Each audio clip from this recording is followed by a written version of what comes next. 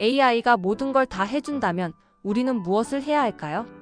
어느 날 지하철을 타고 가다 불현듯 이런 질문이 튀어나왔어요.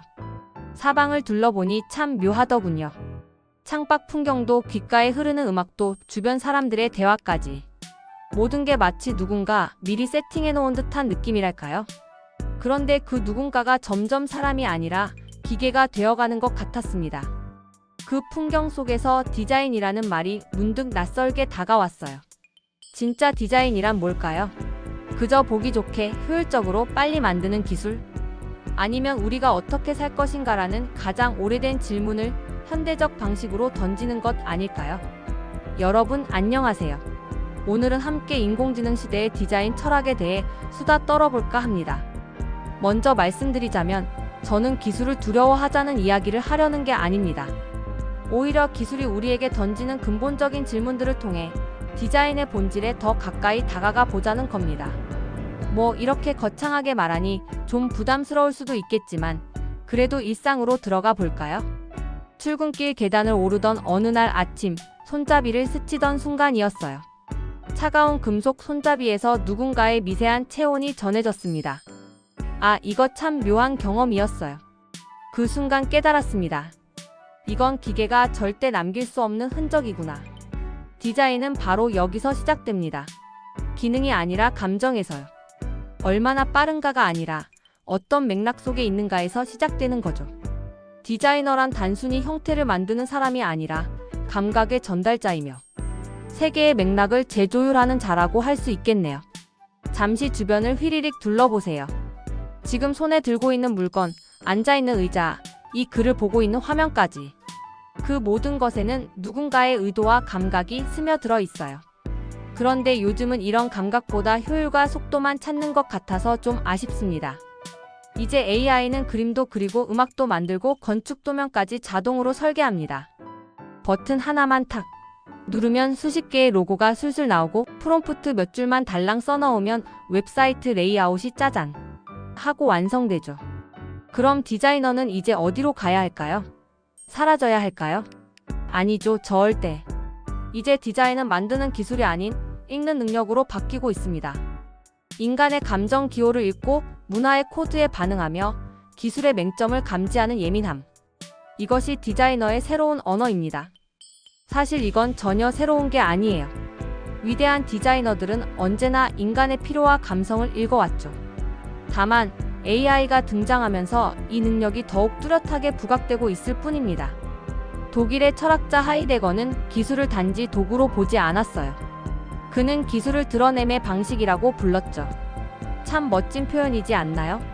디자인이란 결국 사물의 의미를 부여하는 행위예요. 존재를 해석하는 일이라고도 할 수 있죠. 체코의 사상가 빌렘 플루서는 예술을 코드의 재배열이라 정의했습니다. AI는 코드를 흉내낼 수는 있겠죠.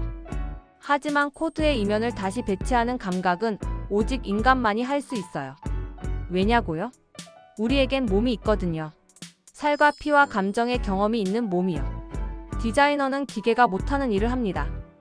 바로 감정과 윤리와 공동체를 디자인하는 일이죠. 생각해보세요. AI는 수천 개의 로고를 순식간에 만들어낼 수 있습니다. 하지만 그 로고가 담아야 할 브랜드의 철학, 그 브랜드가 만들어낼 사회적 영향력, 그리고 그 모든 것이 어떤 미래를 향해 나아가야 하는지를 결정하는 것은 여전히 우리 인간의 몫입니다.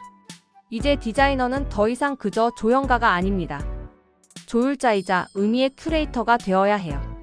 기술과 예술, 사회와 생태계를 연결짓는 시민 철학자. 그게 바로 AI 시대의 디자이너죠. 이를 위해 필요한 건 뭘까요? 단연코 인문학입니다. 철학은 우리에게 물음을 던지는 법을, 문학은 감정을 읽는 법을, 역사는 반복되는 패턴 속 의미의 무게를 알려줍니다. 디자이너에게 인문학은 장식이 아니라 나침반인 셈이죠. 여러분, 이건 위기가 아니라 기회예요.